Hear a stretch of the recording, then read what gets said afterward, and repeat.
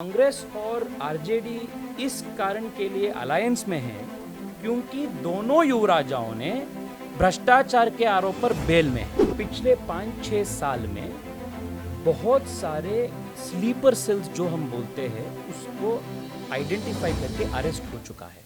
नमस्कार, मेरा नाम है सौरभ पांडेश्वर और आप देख रहे थे चौपाल। आज हमसे बातचीत करने के लिए मौजूद हैं भारतीय जनता पार्टी व मोर्चा के नवनियुक्त राष्ट्रीय अध्यक्ष तेजस्वी सूर्या। तेजस्वी जी, सबसे पहले आपको बहुत बहुत बधाई हो नई जिम्मेदारी के लिए। धन्यवाद। आपकी पार्टी ने आपको युवाओं की कमान दी है। आपने बिहार के युवाओं से बातचीत भी किया और आप बिहार में युवाओं से लगातार मिल भी रहे हैं। आपको क्या समझ में आया, यहाँ के युवाओं की क्या तकलीफ है और यहाँ के युवाओं में क्या संभावनाएं हैं? बिहार के युवा देश भर में उनका प्रतिभा, दृढ़ता, क्षमता, नेतृत्व और महत्वाकांक्षाओं के लिए जाना जाता है। मैं कल पूरे दिन हमारे युवा मोर्चा के साथियों से और प्रदेश के हमारे कार्यकर्ताओं के साथ बातचीत किया। बिहार और बिहार के युवा भारत का भविष्य बदलने में और उज्जवल भविष्य को भारत को उज्जवल भविष्य प्राप्त करने में बहुत बड़ा योगदान दे सकता है। आज भी देश में हर वर्ग में, चाहे वो एडमिनिस्ट्रेशन हो, रेलवे हो, इंडस्ट्री हो, बैंगलोर पुणे जैसा शहर में जो आईटी सेक्टर में काम करने वाले स्टार्टअप या आईटी टेक्नोलॉजिस्ट, टेक्नोक्रेट्स हो, या छोटे छोटे बिजनेस करने वाले लाखों लोग हो, या एग्रो बिजनेसेस में इनोवेशन जो कर रहा है ऐसा युवा हो, ये सभी क्षेत्र में, सभी वर्ग में बिहारी युवाओं ने बहुत सारे अचीवमेंट्स किया है। और आने वाले दिन में अवसर ज़्यादा होने के कारण उनका योगदान भी ज़्यादा होगा। और मैं कल भी ये बात बोला था कि भारत का भविष्य बिहार का भविष्य के ऊपर निर्भर करता है। If Bihar succeeds, India will succeed. That is the potential of Bihar. आप युवाओं की बात कर रहे हैं, आपकी अपोजिशन पार्टी में, चाहे वो आरजेडी के हों, तेजस्वी यादव हों, एलजेपी से हों, आप सहयोगी भी हैं चिराग जी, सभी पार्टियों में युवा चेहरे हैं। आपको नहीं लगता कि आपकी पार्टी में भी बिहार से कोई युवा नेतृत्व होना चाहिए था ऐसे सिनेरियो में? आपको क्यों ऐसे लग रहा है कि हमारे पार्टी में युवा नेतृत्व नहीं है? मैं मानता हूँ सबसे बड़ा युवा नेतृत्व हर स्तर पर सिर्फ भारतीय जनता पार्टी में ही है। और फर्क ये है कि हमारे पार्टी में आप हमारे तहसील का अध्यक्ष को, तहसील का कार्यकर्ताओं से लेकर हमारा प्रदेश अध्यक्ष तक, पूरे के पूरे हमारे पूरा संगठन में सेल्फ मेड कार्यकर्ता है। जनमानस में और जमीन के जुड़े हुए नेता है। युवराज का पार्टी नहीं है हमारा पार्टी। इसलिए ये बात गलत है कि भारतीय जनता पार्टी में युवा नेतृत्व नहीं है। हर स्तर पर संगठन का नेतृत्व सेल्फ मेड, सेल्फ बिल्ट कार्यकर्ता है। कार्यकर्ता के कंधे पर ही भारतीय जनता पार्टी का जिम्मेदारी है। अच्छा, अक्सर ऐसा देखा जाता है जब किसी नेता को कोई दायित्व दिया जाता है तो सबसे पहले अपने गृह क्षेत्र में, गृह नगर में जाते हैं, वहाँ के लोगों का अभिवादन स्वीकारते हैं।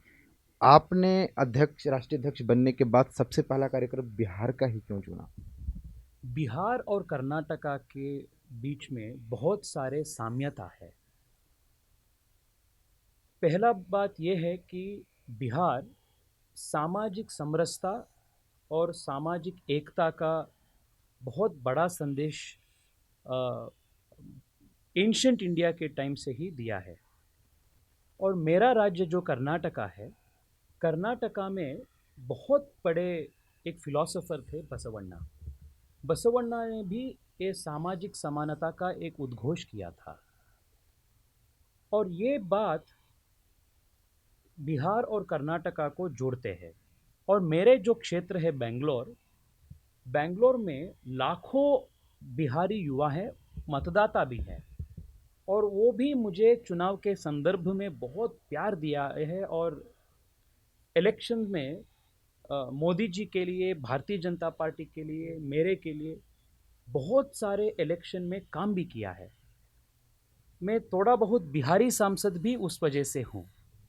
इसलिए I found it natural to come to Bihar, and of course election is going on, and our young ऊर्जावान जो कार्यकर्ता है बिहार का, उनके साथ मिलके जुल के इंस्पिरेशन लेके और मजबूती से काम करने के लिए I have come here to draw inspiration. ऊर्जा से करने के लिए। हाँ, नहीं नहीं, उनसे इंस्पिरेशन लेने के लिए, अच्छा। क्योंकि इतना ऊर्जावान लोग, ऊर्जावान युवा बिहार में हैं। जी। आपके हमनाम नेता हैं तेजस्वी जी, तेजस्वी यादव, वो लगातार रोजगार को मुद्दा बना रहे हैं और कह रहे हैं कि हमारी सरकार बनी तो हम युवाओं को 10 लाख रोजगार देंगे। हस्ताक्षर से हस्ताक्षर भी करवाया उन्होंने और वादा भी है उनका कि हम 10 लाख देंगे। तो मैं जानना चाहता हूं कि वो तेजस्वी तो ये बात कर रहे हैं, इस तेजस्वी के पास बिहार के युवाओं के लिए, आपकी पार्टी के पास बिहार के युवाओं के लिए क्या प्लान है? आप देखिए, उनका प्लान है कैबिनेट मीटिंग में एक ऑर्डर साइन करके 10 लाख रोजगार को सृजन करना। रोजगार ऐसे थोड़ी सृजन होता है क्या, हस्ताक्षर से? एक सिग्नेचर किया तो, या सरकार के हुक्म के बाद अवसर या रोजगार सृजन हो सकते थे। तो किसी प्रदेश में, किसी देश में बेरोजगारी का मुद्दा ही नहीं होता था।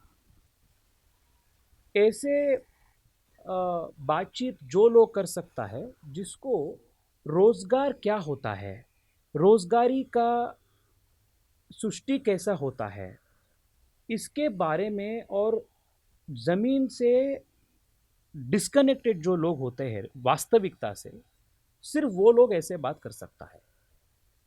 रोजगार सृजन करने के लिए आपको एक स्पष्ट इकोनॉमिक एजेंडा, आर्थिक एजेंडा होने वाली सरकार चाहिए,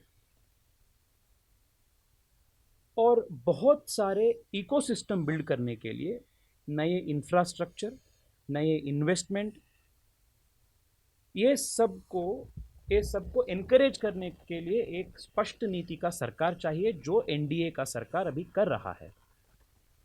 जब पहला बार ये युवराजाओं को मौका मिला सरकार में काम करने के लिए, वो क्या किया? उनका पिताजी ने जो भ्रष्टाचार कर रहे थे, उसी कदम पे, उसी राह पे ये भी चला। आज कांग्रेस और आरजेडी इस कारण के लिए अलायंस में है, क्योंकि दोनों युवराजाओं ने भ्रष्टाचार के आरोप पर बेल में हैं, इसलिए उनका अलायंस है। मोदी जी और नीतीश जी का अलायंस इसके लिए है कि दोनों विकास का बात करता है। और आज बिहार के लिए, बिहार के युवाओं को एक 21वीं सदी है, 21st सेंचुरी यूथ। अब कल हम युवा टाउन हॉल किए थे। वो युवा टाउन हॉल में बिहार के कोने कोने से जो युवा हमसे बात किया, वो एग्रो प्रोसेसिंग इंडस्ट्रीज के बारे में बात किया, मखाना का प्रोसेसिंग और उसका मार्केटिंग के बारे में बात किया, आईटी इंफ्रास्ट्रक्चर को इस्तेमाल करते हुए नए स्टार्टअप को कैसे बना सकता है, इसके ऊपर बात किया।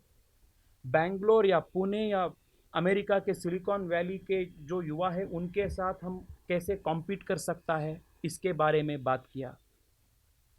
ये है 21st सेंचुरी युवाओं का महत्वाकांक्षा, जो ये लैंटर्न का युग में फंसे हुए नेताओं को नहीं समझ में आता है।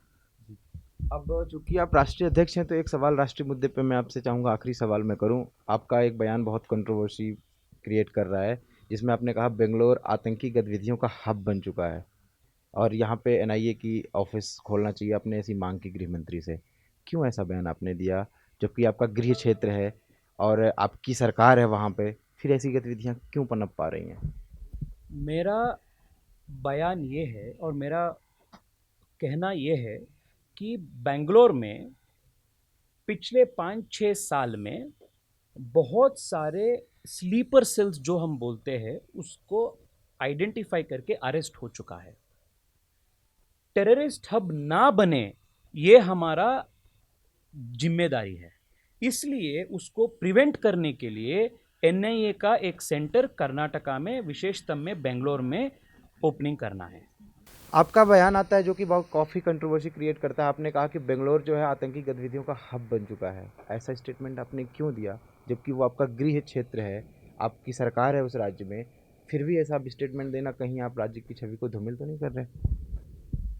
नहीं, ये मेरा स्टेटमेंट ये है कि बेंगलोर में पिछले 4-5 सालों में बहुत सारे ये स्लीपर सेल्स का अरेस्ट हो चुका है, बस्टिंग हो चुका है, और बैंगलोर टेररिस्ट हब ना बने ये जिम्मेदारी हम सबके ऊपर है। ये थे तेजस्वी सूर्या, जिन्होंने हमसे सभी मुद्दों पर बेबाकी से बातचीत की। उम्मीद है आपको ये बातचीत पसंद आई होगी। आपको ये बातचीत कैसी लगी हमें कमेंट बॉक्स में अपनी राय ज़रूर बताएं।